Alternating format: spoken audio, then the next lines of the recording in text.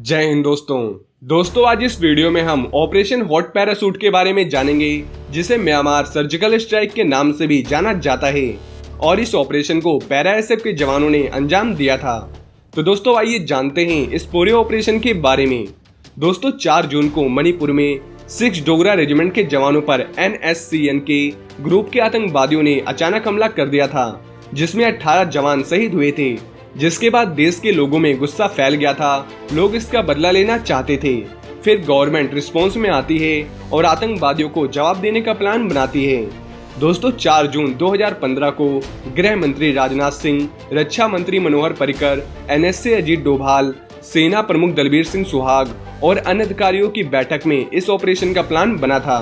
Myanmar में आतंकवादियों के खिलाफ ऑपरेशन को प्रधानमंत्री नरेंद्र मोदी ने 7 जून को भारतीय सेना को मंजूरी दी थी। इस ऑपरेशन के लिए 21 पैरा एसएफ के कमांडोज को चुना गया था। दोस्तों पैरा की अलग अलग यूनिट है और अलग अलग टाइप के वॉरफेयर में ये एक्सपर्ट होते हैं। जैसे कोई डेजर्ट वॉरफेयर में तो कोई यूनिट अर्बन वॉरफेयर में, इसी तरह 21 पैरा एसएफ जंगल वॉरफेयर में एक्सपर्ट मानी जाती है। दोस्तों 21 पैरा एसएफ को 1996 में 21 मराठा लाइट इन्फेंट्री को कन्वर्ट करके बनाया गया था। तो आइए जानते हैं कैसे हुआ था ये ऑपरेशन। दोस्तों इस ऑपरेशन का कोड नेम था ऑपरेशन हॉट पैराशूट। प्लान के मुताबिक सेना के खुफिया विभाग ने अपने सभी एजेंटों को सीमा पर सतर्क कर दिया था। हर व्यक्ति पर कड़ी नजर रखी जा रही थी। हर जानकारी को केंद्र के साथ साझा किया जा रहा था। जिन जवानों को इस ऑपरेशन के लिए चुना गया था, उनमें से कई UN मिशन पर जाने वाले थे, लेकिन उन्हें दिल्ली इस ऑपरेशन के लिए दिल्ली से मणिपुर भेजा गया। जवानों से उनके मोबाइल फोन ले लिए गए और अब वे बाहरी दुनिया से पूरी तरह से कट चुके थे। उनका केवल एक ही टारगेट था, NSCN खापलांग के उग्रवादियों का खात्मा। 72 जवानों को इस ऑपरेशन के लिए तैयार किया गया था।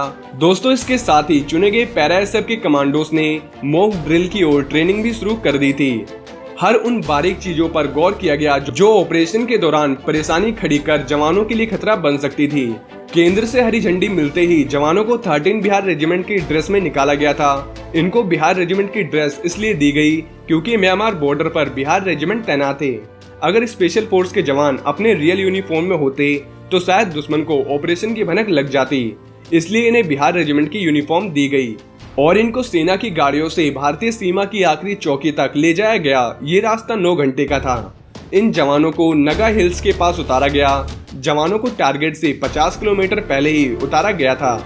यहाँ से जवानों को 24 घंटे के अंदर पैदल ही घने जंगलों से होकर अपने मुकाम तक पहुँचना था और कमांडोज को ये ध्यान रखना था कि वे किसी की भी नजर में ना आ सकें। और ये कमांडोज 2 ग्रुप में बांटे गए थे। एक टीम का काम था डायरेक्ट हमला करना और दूसरी टीम का काम था कि अगर कोई आतंकी भागता है तो उसे मारना। यानी एक टाइप से ये बैकअप टीम की तरह काम कर रही थी। और इन जवानों के पास grenade, night vision device, Tavor rifle, mountain device से लेकर रॉकेट लॉन्चर समेत भारी भरकम 35 किलोग्राम के भारी बैग्स भी थे। दुश्मन के कैंप करीब 2 किलोमीटर दूरी में फैले थे। यहाँ पर करीब 250 से 300 उग्रवादियों के मौजूद होने की जानकारी मिली थी। जवानों ने अपनी पहचान छिपाने के लिए ऐसे रास्ते को चुना जो बेहद घना और चुनौती से भरा था। 16 किलोमीटर की दूरी तय कर ये जवान भारतीय सीमा के आखिरी गांव तक पहुंचे और फिर सीमा के पार निकल पड़े। पर इन्हें काफी अलर्ट रहना था, क्योंकि अगर किसी को भी इस ऑपरेशन की भनक लग जाती तो परेशानी खड़ी हो सकती थी। और यहाँ से आगे रेडियो कम्युनिकेशन करना जोखिम भरा था, इसलिए इसको बंद कर दिया गया। अब जवानों को अपनी सूचना देने के लिए कुछ घंटों में केवल एक बीप का सिग्नल भेजना था। ये सिग्नल जनरल विपिन रावत को मिलता था। इससे उन्हें पता चल जाता कि सब ठीक है।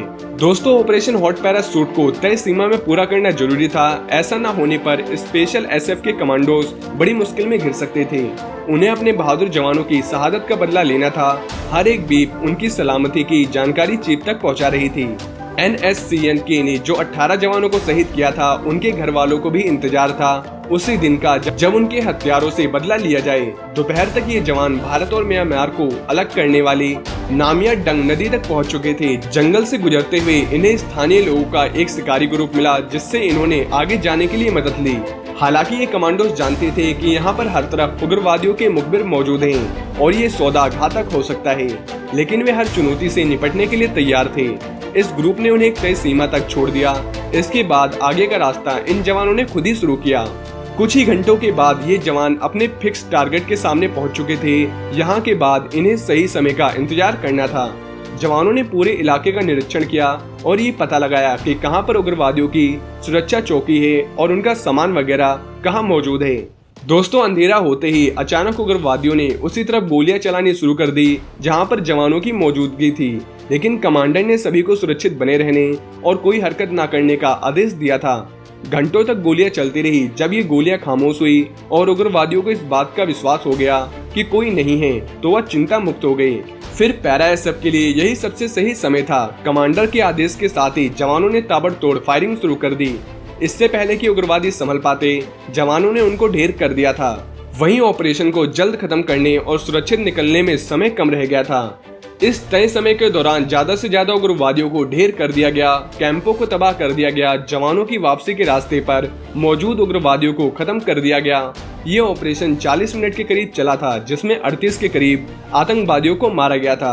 अब जवानों को तेजी से बाहर निकलकर अपनी सीमा में वापस आना था। जवानों के पास कम समय था, लेकिन उन्होंने पूरी चालाकी के साथ इस काम को अंजाम दिया। भारतीय सीमा के करीब पहुंचते ही कमांडर ने अपना रेडियो चालू कर जनरल रावत को ऑपरेशन ओवर होने की जानकारी दी थी।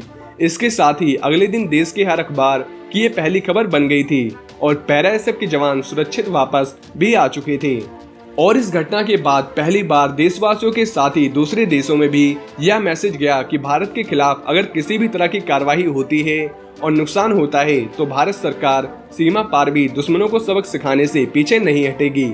यानी दुश्मन चाहे देश के अंदर हो या सीमा के पास, वे महफूज नहीं रहेंगे। इस ऑपरेशन में इंडियन एयरफोर्स के Mi-17 हेलीकॉप्टर भी स्टैंड बाय थे कि अगर कोई ऑपरेशन में प्रॉब्लम होगी तो इन हेलीकॉप्टर्स को भेजा जाएगा, पर इसकी जरूरत नहीं पड़ी क्योंकि पैरा एसएफ के जवानों ने अपना ऑपरेशन पूरी तरीके से कंप्लीट कर लिया था। और इस ऑपरेशन के कारण ही NSA और सेना अध्यक्ष ने अपना दौरा रद्द किया था।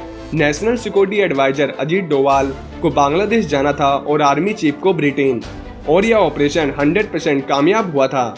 वहीं इस पूरे ऑपरेशन में भारतीय सेना के किसी भी सैनिक को कोई भी नुकसान नहीं पहुंचा था। दोस्तों, इसके अलावा भी इंडियन आर्मी के जवानों ने कई ऐसे खतरनाक मिशन को अंजाम दिया है जिसमें इंडियन आर्मी के जवान पूरी तरह से सफल भी रहे हैं। लेकिन इससे पहले अगर आप हमारे चैनल पे नए हैं तो चैनल को सब्सक्राइब जरूर करें, और भारतीय सेना से जुड़े ऐसे और भी ऑपरेशन के बारे में आप जानना चाहते हैं तो आपको हमारे चैनल पे ऐसे कई ऑपरेशन की वीडियो मिल जाएगी। और अगर आपको वीडियो पसंद आई हो तो चैनल को लाइक एंड शेयर सब्सक्राइब जरूर करें। जय हिंद, जय भारत।